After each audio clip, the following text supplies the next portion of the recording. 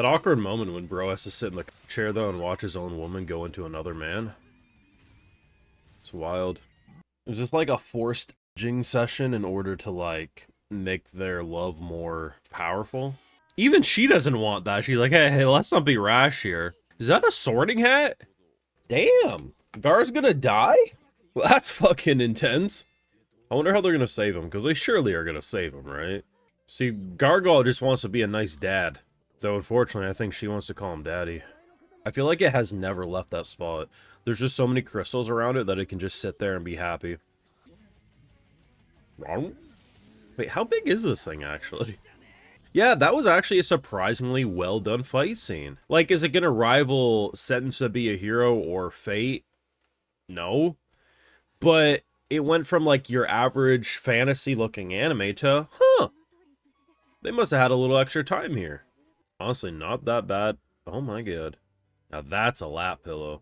You know, at the end of the day, some people might want to say Isekai, it's slop, it's the same thing every day of the week, but that's where I say those people are just mindless haters, because how many times do you get to say an Isekai forces a man to watch his woman go down another man's throat? I'll tell you what, very few you get to say that for.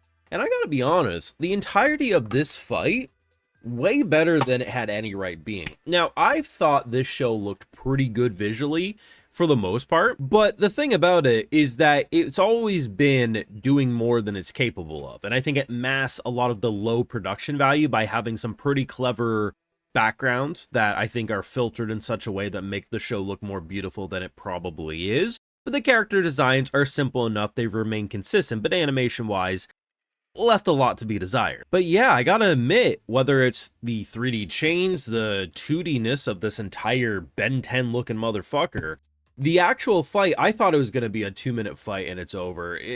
Bro was going to last a couple of minutes, think he performed a marathon and leave us all disappointed and unfinished. But in fact, they actually cooked a decent length fight while also tying in an emotional story about, you know, that girl probably not making it if we don't rush back. Also, Gar, aka the Gargoyle, is probably going to die too. So, you know, we're on a timer. All signs are pointing for them rushing to this fight being over sooner than later. And they actually cooked the best looking thing this show's done. Totally me impressed. Of course, got this far in the video. You know what to do. Drop a like, share your support, subscribe, ring that bell if you haven't already, and Patrons where you can catch my full live reactions, all this more, which does go a long way to help fund the channel and videos just like these. So do consider supporting if you so wish. I mean, talk about indigestion though, am I right? Like, Jesus Christ, when it started like convulging like that, I actually felt like we were a bit of the baddies here. But yeah, so like the big story beat of this episode is this girl who is already like not doing so hot, like ever since we met her. It seems that, you know, the magic and stuff has been helping her, but it really does give me the impression the magic was just a mask and like the true cause of her issues were not being treated. So we needed like some magical grass or whatever the hell they went and got. But then unfortunately at the same time, our Gargoyle pal is also getting worse and he needs some magical rock. So both of them are shit out of luck. Both are basically thinking take care of the other. And you know what? Is it a weird grooming situation? I don't even know anymore. I really got the impression bro just wanted to be a father figure to her, and I kinda got the impression she wanted a daddy figure. Not really sure where they're landing on the whole thing. He does acknowledge it do be a little girl. We'll see what type of lists get designed as the show goes on, but I will say I appreciate the fact that he is just trying to look after her. He's like, this girl gonna die without me. You're gonna have to take care of her, and she's probably thinking that Gargoyle's gonna get thrown in the trash without me. Gotta make sure that Gargoyle don't get thrown. It's cute. It's a cute dynamic that they added in. Though I do gotta be real, I think Gar deserves a better friend. I like Yoki as an MC. I think he's very fun. But his pep talk was, you can't die. Who's gonna decorate my room? But at the same time, the best friends a guy can have are the ones who would say that to you in your most desperate time of need, but at the same time wouldn't let you fall. Like, you could have a gun to your mouth and they'd be like, yeah, do it bro, you pussy, but deep down they're actually going to make sure you don't pull that trigger. So you know what, maybe this is just the peak of male friendship.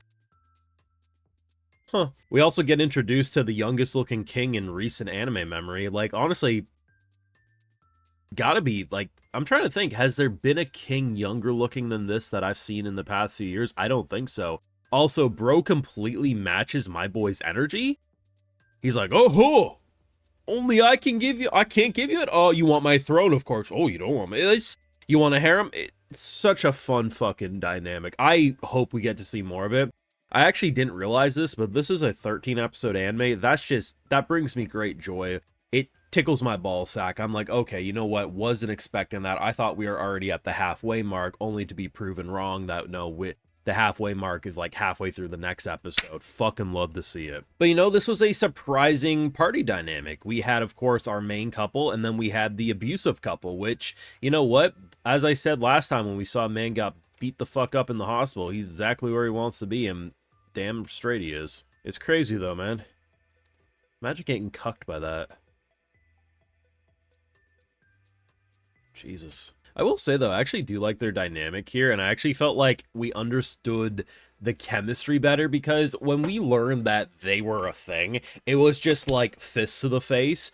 This was the episode where it actually felt like, oh man, like they actually believe in each other, and then when the whole battle was all said and done, right? We actually got to see a little bit of loving embrace. Of course, she's like, get off of me, Baka, but, you know, I actually felt like we understood them as a couple, which, to be honest, prior to this, I just thought she beat his ass, so that's nice to see. But this is kind of what I mean about the show looking better than it probably is. Like, this is most likely just a normal anime background that they apply some sort of filter to. And the best way I've described this over the weeks is that it really does feel like you're looking at a painting. So think of how a canvas has its textures, right? If you look up close, no matter how hyper-realistic the painting looks at a distance, once you get closer, you can kind of see the crevices and stuff in the canvas. That's how the backgrounds in this series look. It's a lot of like sponge kind of painting and just canvas. It's such a beautiful looking show, but when you actually start to peel back the layers, you realize, huh, it's kind of like a magic trick.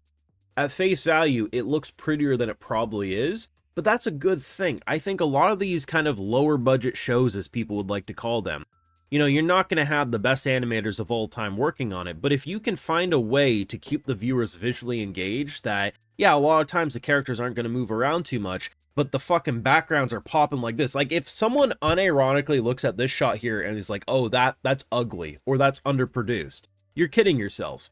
The blurriness in the background looks visually engaging. The foreground has these beautiful flowers. Yeah, the faces aren't the most detailed things, but they're also not so derpy that it's like, oh shit, they really fucked up here. That's the beauty about this show's production, and why I think it does punch above its weight class more often than not, which is why, in return, the fight scene was such a pleasant surprise, because it wasn't just a PNG, like they actually had animation to it, and I was pretty impressed. Damn. Let me know your thoughts though down below. What did you think of this week's episode? Definitely in the top half of the episode so far. I think it had some emotionally engaging points, and yeah, the fight scene was absolutely phenomenal. But your thoughts, drop a like, share your support, subscribe, ring that bell, and Patreon for live reactions and exclusives do live over there, which does help fund the channel, which is why I love to give those video shoutouts, because my patrons are why these videos are possible. So today we got Goron 201, Marilu Botrich, Angela, Sebastian Emil Mueller, Jackie Hisu, Dapper Dad, and Pacifist Gunslinger. So I appreciate the support. Please take care. You all have a good one.